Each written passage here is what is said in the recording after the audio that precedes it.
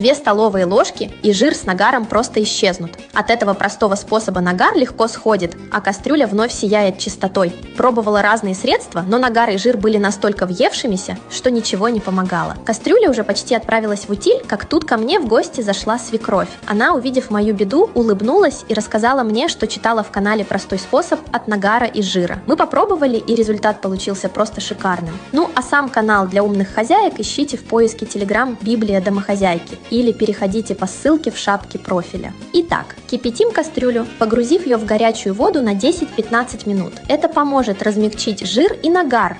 После этого нужно приготовить пасту из 2 столовых ложек соды и 1 ложки средства для мытья посуды. Добавьте немного воды, чтобы получить густую смесь. Наносим эту пасту на загрязненные места, а затем берем губку и начинаем чистить. Нагар легко сходит, а кастрюля вновь сияет чистотой.